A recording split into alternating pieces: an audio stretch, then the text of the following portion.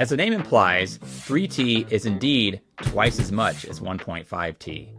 But though this applies to magnetic field strength, it doesn't necessarily mean a 3T MRI is twice as good as a 1.5 MRI. There are many factors to take into account when making the decision about which type of MRI to buy. In this video, we'll break down the real differences so you don't waste time or money. My name is Steve, and I've been working with MRIs for over 20 years. By the end of this video, you'll know exactly whether a 1.5 or 3T MRI is the right choice for your facility. We'll compare image quality, scan speed, patient throughput, cost, and even installation requirements, so you can make the best decision now and moving forward. And to make this even easier, we put together a free MRI Project Planning Checklist that walks you through everything you need to consider before installing. It's linked in the description, so be sure to grab it after watching this video. Now, before we dive into whether a 1.5 or 3T MRI is right for you, let's break down the fundamental difference between these machines.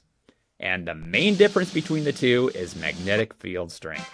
This increased signal will result in faster scan times and better image quality on average. 3T is generally considered a better choice for specialized brain studies requiring very minute details, as well as for cardiac applications.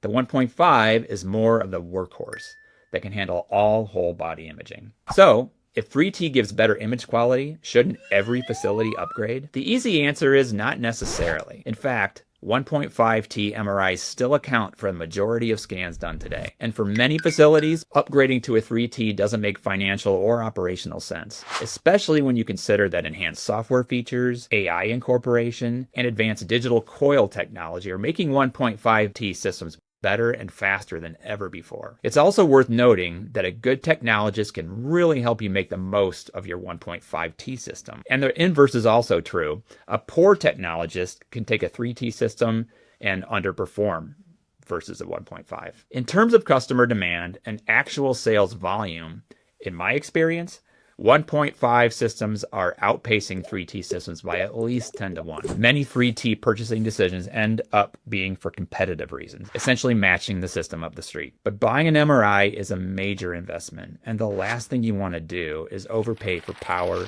you don't need. That's why, before you make a decision, you need to consider three key things. And let's start with speed. If throughput is a major concern, you can definitely benefit from the decreased acquisition time a 3T system will give you without compromising image quality. Not every facility has the volume to require a 3T system, and depending on the type of study being done, a 1.5 system can be more than sufficient, especially in light of enhanced software options available today on 1.5 systems that make them faster than ever before. Another factor to consider is cost. There are far less 3T systems available on the market at this time, and pricing will run at least 25% to 50% higher for these units. Installation and service costs also tend to be higher. It's worth noting that the reimbursement rates are the same compared to a 1.5 MRI. Finally, make sure your room can accommodate a 3T.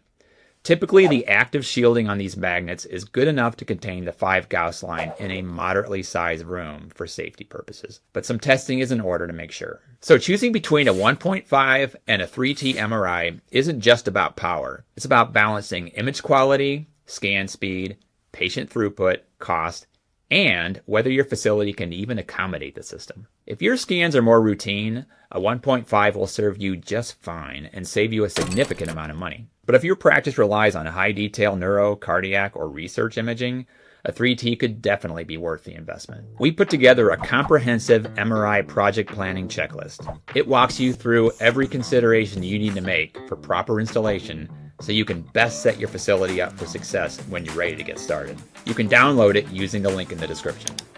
But before you go, make sure to check out this next video on how much you can expect to spend on an MRI, no matter what pricing tier you're looking at. You don't want to make a decision without seeing that first. Click here to watch now. See you next time.